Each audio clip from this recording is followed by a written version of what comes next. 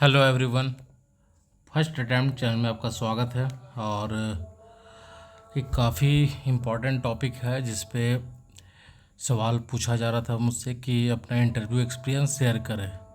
तो मैं सोचा एक छोटा सा वीडियो बनाऊं जो मैं बता पाऊँ कि सिक्स्थ में जो इंटरव्यू दिया था और सेवन्थ में जो इंटरव्यू दिया था, इससे अलग क्या था इस बार इंटरव्यू, और क्या क्या सवाल पूछा गया था मुझसे इंटरव्यू में, और किस प्रकार से मैंने रणनीति अपना थोड़ा सा बदला था, और आप लोग को क्या सीखना चाहिए इंटरव्यू के लिए वो मैं बताना चाहूँगा, जिससे आपको भी ये हेल्प हो और समझ पाए कि इंटरव्यू आखिर किस तरीके से चलता है, किन बातों पर ध्यान होना चाहिए इंटरव्यू का। ठीक है, सारा मैं डिटेल बात करूँगा। उसके पहले चैनल में जो नए हैं फर्स्ट टाइम में सब्सक्राइब जरूर कर ले। फर्स्ट टाइम मेरा छोटा सा इंट्रोडक्शन। मैं इस बार मेरा रैंक 60 है और ये मेरा तीसरा इंटरव्यू था। ठीक है, और मेरे यूट्यूब चैनल से भी आप जुड़ सकते हैं। इस बार फर्स्ट अटैम्प्ट से 18 से 20 लोगों का सिलेक्शन भी हुआ फाइनल में।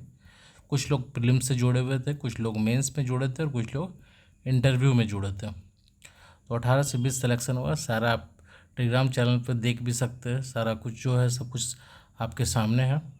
तो रिजल्ट आएगा, एक्सपीरियंस है, तो उस चीज़ में आप लोग से शेयर करता रहता हूँ। और अभी लगातार मैं बहुत सारा वीडियो बनाने वाला हूँ। थोड़ा जैसे जैसे मेरे पास समय मिलता है मैं बनाऊँगा आप लोग को। और गाइडेंस का जो इशू है वो मैं दूर करने वाला हूँ। जो आप लोग के लिए अच्छा होगा वही दिया जाएगा, है ना।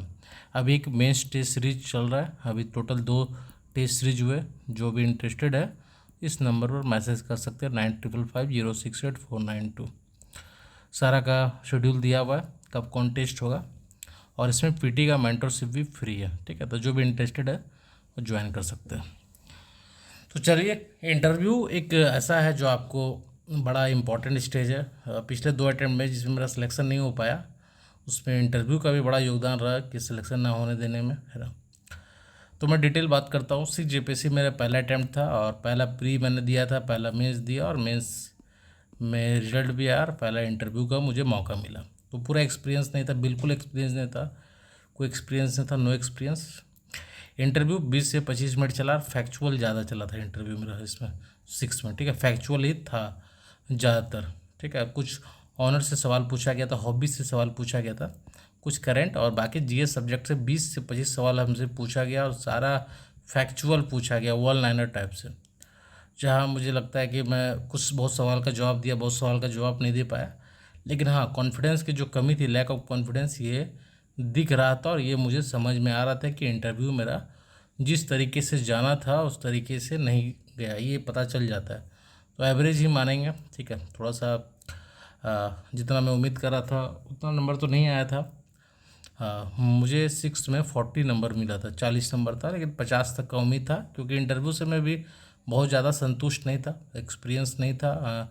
और जान के कई बार ऐसे सवाल जो पूछा जाता है आपको परेशानी में डालने के लिए, वो देखना चाहते हैं कि कितना परेशानी झेल पाते कि नहीं झेल पाते। तो उस समय मैं इस चीज़ को उतना जागरूक भी नहीं था और थोड़ा सा कॉन्फिडेंस का कमी वो झलक रहा था। तो शायद उतना बेहतर मेरे तरफ से भी इंटरव्यू नहीं रहा था जिस तरीके से होना चाहिए था। हाँ, लेकिन 40 मार्क्स मुझे मिला था, फैक्चुअल था। कई बार आप ऐसे बोर्ड में चले जाते हैं जहाँ बहुत सारे सवाल फैक्चुअल हो जाते हैं, जहाँ आपको ना ऑप्शन भी नहीं रहता और लगातार सवाल तो याद करना भी उत्तर काफ़ी डिफ़िकल्ट होता है। तो इसका खामियाजा मुझे 6 जेपीएससी में भुगतना पड़ा था और 40 नंबर मुझे मिला था। ठीक है, मैं और भी बात करूँ। सेवन्थ में जब मैंने फिर पहुँचा, जब मेंस क्वालिफाई किया था, तब फिर मुझे इंटरव्यू देने का मौका मिला और अमिताभ सर के बोर्ड में इंटरव्यू था मेरा। तब सबसे बड़ी इसमें खासियत बोले कुछ भी बोले, उसमें इंटरव्यू कैसा गया मुझे आकलन ही पता ही नहीं चल पाया, क्योंकि 4 से 5 मिनट ही इंटरव्यू चला था। और मुझे लगता है कि लगभग लोग का इसी बोर्ड में इतना ही चल रहा था, इस बोर्ड में, चेयरमैन सर के बोर्ड में। तो उसमें ऑनर से भी सवाल पूछा गया था मुझसे, हॉबी से सवाल पूछा गया था, क्रिकेट से, करंट से सवाल पूछा गया था, 1-2 सवाल सिचुएशनल पूछा गया था, मतलब वो भी एक एक सवाल पूछा गया था और 30 सेकंड 1 मिनट मैक्सिमम। तो 4-5-6 ही सवाल पूछा गया था और 4 से 5 मिनट ही चला था इंटरव्यू। तो ठीक है, जितना देर चला उसके हिसाब से जो नंबर था 56 नंबर आया था मेरा, और 62 आ जाता तो मेरा फाइनल सिलेक्शन हो जाता। 6:33 था कटअप, मेरा 6:27 था पिछले बार का नंबर। ठीक है, मीन्स मतलब फाइनल कटअप जनरल 6:33 था और मेरा 6:27 था। तो इंटरव्यू का जो नंबर का वेटेज है इसका महत्व पता चल रहा था। 4 से 5 मिनट था, तो मेरे पास बहुत ज़्यादा ऑप्शन भी नहीं था कुछ करने का।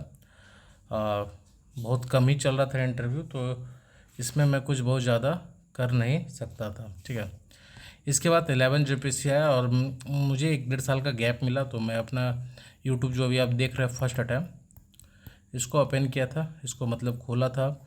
और इसमें लगातार मैं, चाहे वह टेलीग्राम ग्रुप हो या फिर यूट्यूब पर हो लेक्चर बनाना, इसमें मैं लगातार इंगेज था।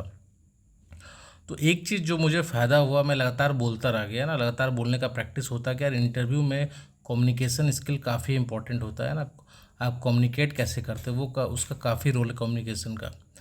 तो मैं जो 1-1.5 साल लगातार बोला, मुझे लगता है कि इसका फ़र्क आपको इंटरव्यू में देखने को मिला।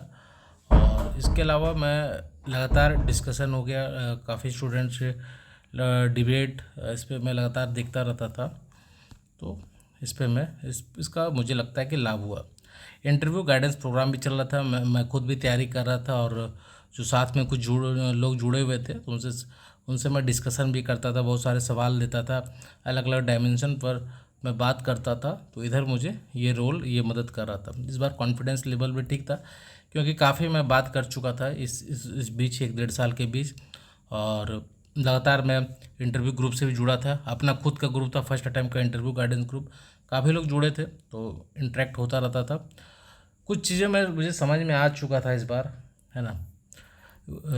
कुछ चीज़ें मुझे समझ में आ गया था कि सवाल आखिर कहाँ से पूछा जाता है। ठीक है, तो मैं कुछ अपना एक बना के रखा था, और सारे जो भी स्टूडेंट ग्रुप में जुड़े थे, मैं इसी टॉपिक पर बात करता था।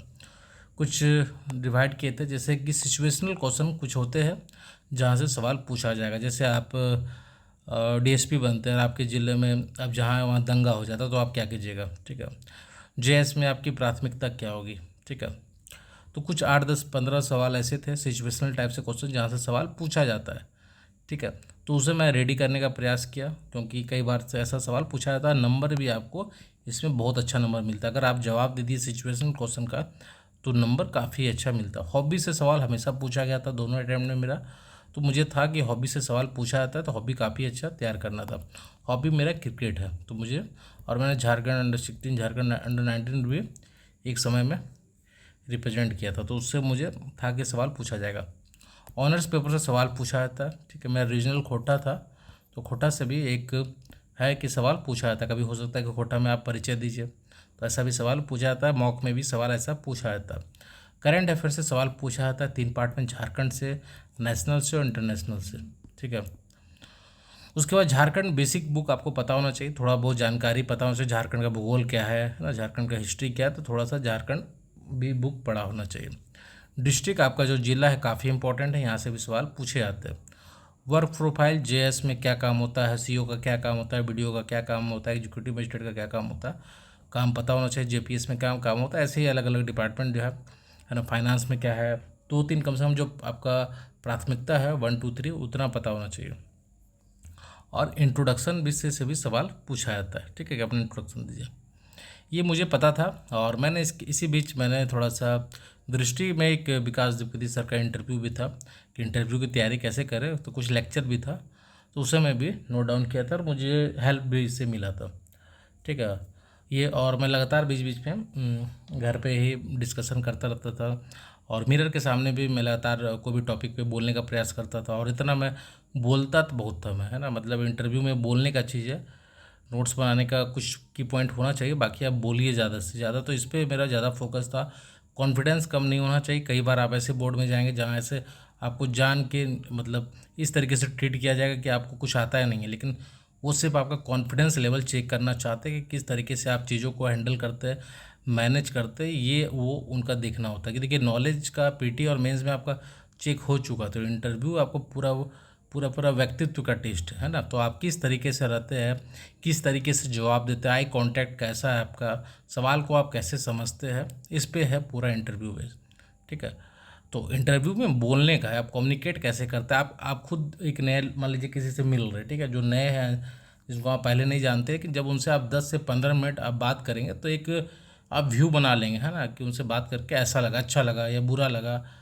तो वही है इंटरव्यू आपका। ठीक है, तो इंटरव्यू पूरा व्यक्तित्व का परीक्षण है, आप किस तरीके से वो बिहेव करते हैं, किस तरीके से अपनी बातों को रखते हैं, वही मेनली जांच होता है। ठीक है, तो अब मैं ये बताऊंगा कि मेरा इंटरव्यू कैसा था, क्या क्या सवाल पूछा गया था। ये आपके मन में होगा कि क्या क्या आपसे सवाल पूछा गया था। ठीक है, तो इंटरव्यू में 3 दिन का प्रोसेस होता है, पता है। एक दिन डीवी होता है, एक दिन इंटरव्यू होता है, एक दिन मेडिकल होता है। तो इंटरव्यू के दिन 9 साढ़े 9 बजे शायद बुलाया गया था। ठीक है, और मेरा जो था इंटरव्यू, मुझे लगता है कि 11 साढ़े 11 12 के आसपास ही, साढ़े 11 के एग्जैक्ट मुझे लगता है कि साढ़े 11 के आसपास मेरा इंटरव्यू था। जब कॉल होता है सब एक नीचे बैठे रहते हैं, कुछ लोगों का नाम अनाउंस किया जाता है, उनको एक फ्लोर ऊपर ले जाया जाता है, वहाँ पे सोफ़ा सब लगा रहता है ना। कुछ कुछ प्रोसेस होता है, वो प्रोसेस होता है, कुछ कोड मिलता है, उसी कोड के माध्यम से आपको भेजा जाता है, आप यहाँ जाइए वहाँ जाइए। तब जब कोड मिल जाता है तो एक सोफ़ा लगा रहता है, सोफ़ा में बैठिए आप। ठीक है, बहुत सारे आपके साथ 10-12 लोग बैठे रहेंगे। ठीक है, सब चिंतित रहते हैं, परेशान रहते हैं, थोड़ा प्रेशर भी रहता ही है ना, टेंशन का माहौल रहता है, तो ये सब रहता है। तो उसके बाद नाम अनाउंस होता है, आपका कोड अनाउंस होता है। ये कोड आप कुछ भी कोड रहेगा, वो कोड आपको बुलाया जाएगा। तो मुझे जब बुलाया गया तो मुझे चेयरमैन सर के सामने वहाँ पे बैठाया गया। तब पता चलता है कि आपको चेयर रहता है बाहर में, तब पता चलता है कि मेरा इंटरव्यू इस बोर्ड में पड़ा है। ठीक है, मतलब आप इंटर करने से 2 से 4 मिनट पहले ही पता चलता है, उसके पहले आपको कुछ पता नहीं रहता है कि मेरा इंटरव्यू कहाँ होगा, किसके बोर्ड में होगा, कुछ पता नहीं। ठीक है, उसके बाद जब चेयर रहता है बाहर में, वहाँ पे आप बैठिए, वहाँ मैंने बैठा, और लगभग 5 मिनट के बाद कोई निकले वहाँ से, कोई स्टूडेंट ही निकले होंगे।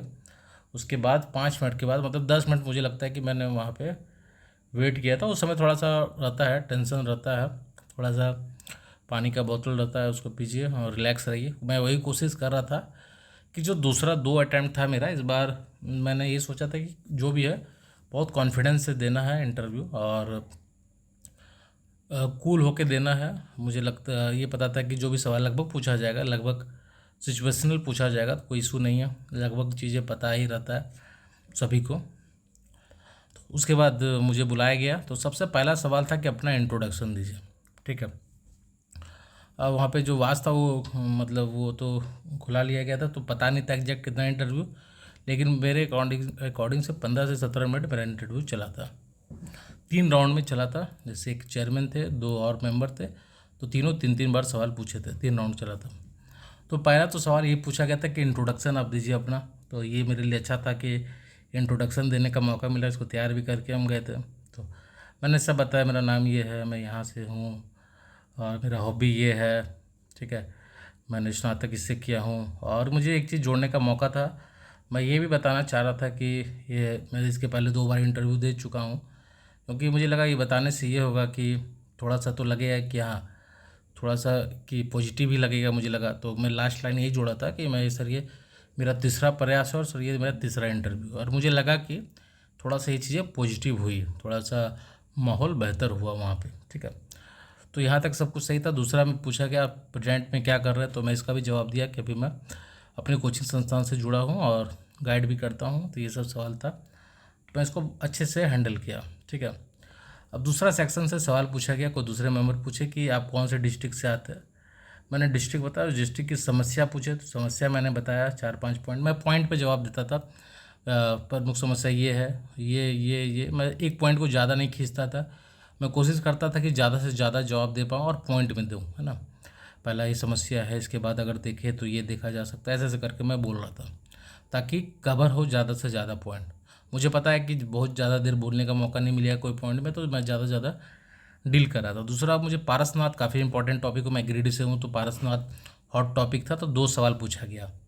एक तो डेवलप कैसे किया जाएगा, पारसनाथ को कैसे और बेहतर किया जा सकता है, थोड़ा सा सिचुएशनल टाइप से क्वेश्चन था, और इसको यहीं सोच के बोलना था। तो मेरे पास 4-5 पॉइंट अच्छा पॉइंट दिमाग में आया, और क्योंकि उस एरिया से तो मुझे पता है गिरिडीह की क्या समस्या है, उस समस्या को दूर करके टूरिज्म पॉलिसी है ना, धोनी को भी शायद बनाया गया है टूरिज़्म के लिए ब्रांड, तो उसमें ये सब पॉइंट जोड़ा हूँ, और क्या क्या इशू है उसको दूर करने का बात बोला हूँ। तो 4 से 5 पॉइंट मैंने इस पर अच्छा पॉइंट बोला, जो मुझे भी लगा कि अच्छा बोला, और लोग भी जो मेंबर थे वो संतुष्ट थे, काफ़ी थे।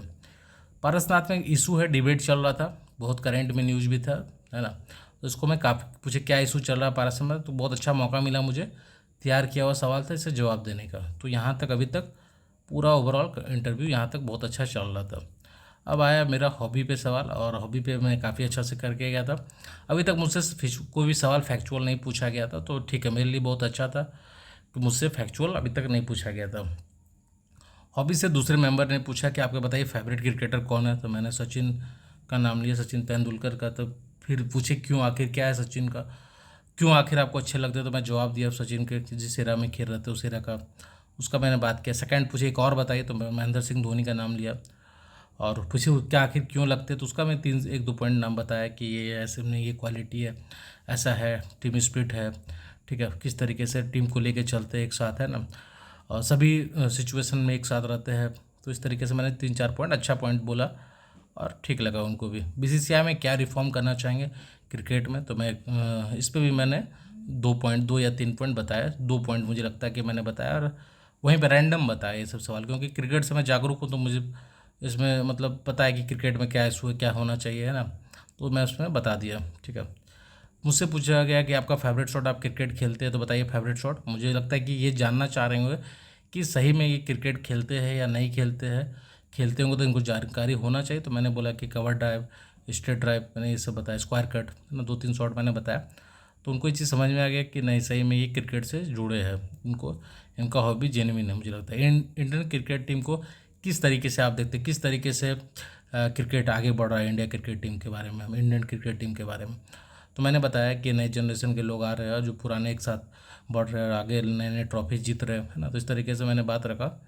तो यहाँ तक ओवरऑल मेरा हॉबी का जो सेक्शन था वो मैं लगातार जवाब देता रह गया, और जितना मुझे समय मिला मैं बोलता रह गया। कहीं किंतु परंतु का अभी तक मेरा कोई सिचुएशन नहीं था।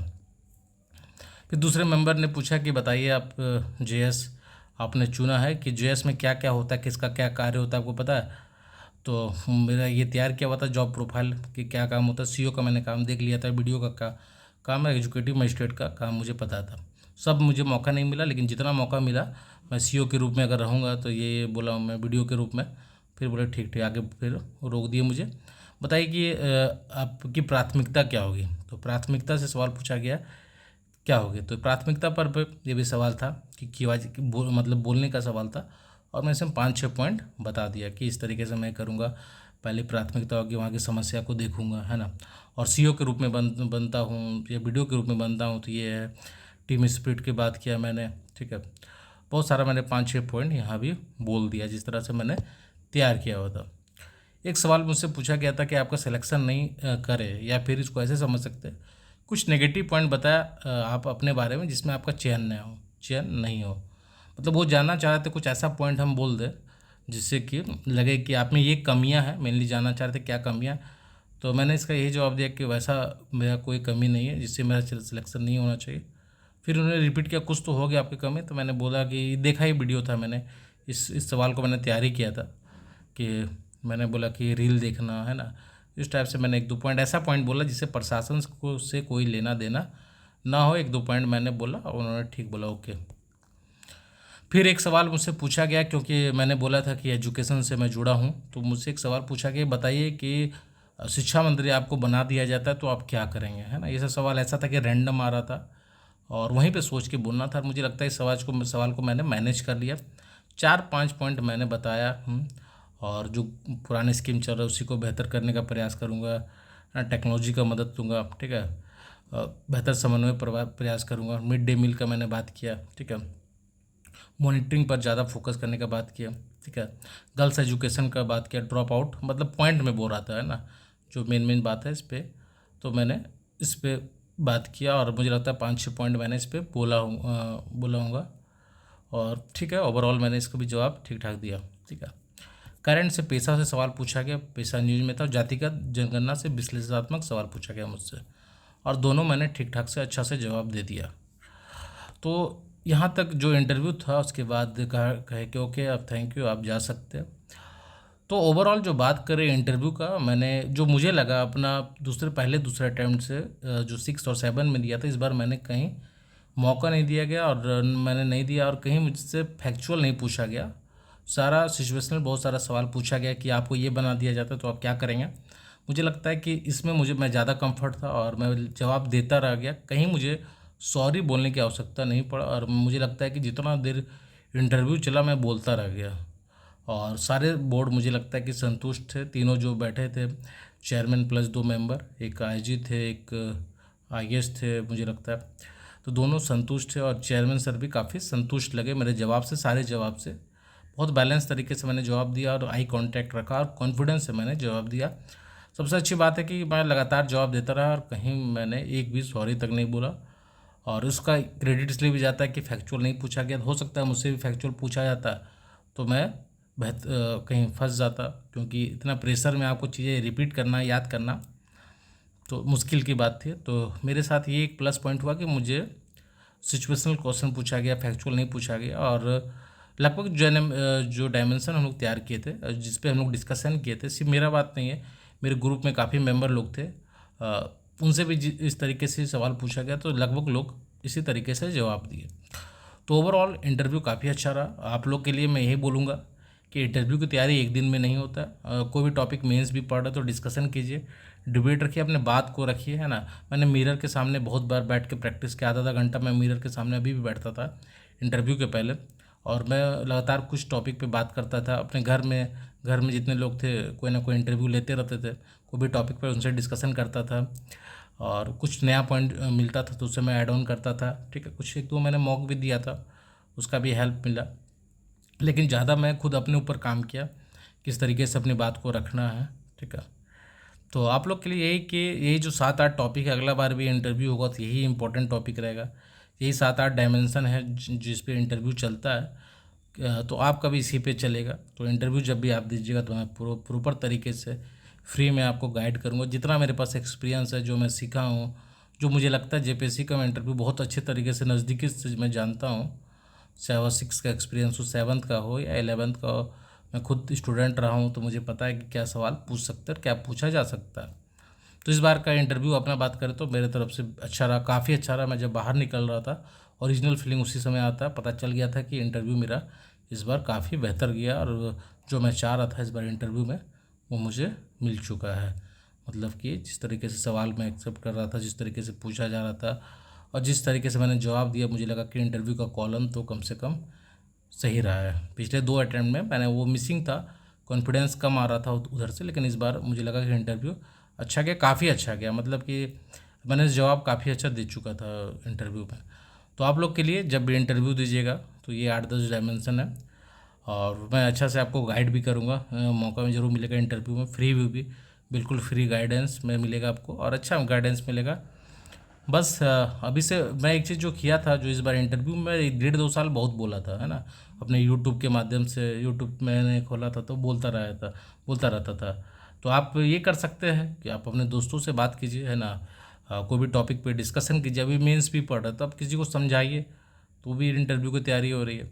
ठीक है, बाकी फिर आगे हम लोग बात करेंगे, कभी इंटरव्यू पे और डिटेल बात करेंगे तो और अच्छे से बताएंगे। लेकिन आप करना चाहते हैं तो ये 8-9 सेक्शन, इसको ध्यान रखना है कभी भी आपको। ठीक है, सिचुएशनल क्वेश्चन 8-10-20 था लिखा हुआ जो मैंने तैयार किया था। कुछ विकास दिवकृति सर दृष्टि आईएएस पता होगा, वहाँ भी कुछ टॉपिक था, उस पर मैंने तैयार किया था। करंट टॉपिक को अच्छा से नोट्स बनाया था, चाहे वह झारखंड हो, नेशनल हो, इंटरनेशनल हो। ठीक है, डिस्ट्रिक्ट पर अच्छा से काम किया, लगभग चीज़ पर मैंने नोट्स बनाया था। ठीक है, इंटरव्यू के लिए नोट्स बनाया था, मैं बताता हूँ। कॉपी मैंने बनाया था, वो मैं कॉपी शेयर करूँगा कभी, जब आप लोग वहाँ पहुँचिएगा तो कॉपी मैं शेयर करूँगा। और ये करंट टॉपिक छोड़ के सब आपको हेल्प हो जाएगा। ठीक है, किस तरीके से करना, बाकी और क्लास व्लास की भी व्यवस्था करूँगा मैं, है ना। चलिए ये रहा, और आगे चलकर आपको लगातार वीडियो मिलता रहेगा। बहुत सारी चीज़ पे मैं बात करूँगा, हिस्ट्री जोग्राफी पर भी बात करूँगा, कैसे पढ़ना है, फिर पॉलिटी, पॉवर्ड, इकोनॉमिक्स, साइंस, सब पर मैं धीरे धीरे बात करूँगा। पीटी पर बात करूँगा, खोटा पर विशेष बात करूँगा। धीरे धीरे वीडियो मिलेगा आपको। चैनल को सब्सक्राइब जरूर कर ले और अभी तक मेरे टेलीग्राम चैनल पर नहीं जुड़े तो ज़रूर ज्वाइन कर लीजिए। धन्यवाद।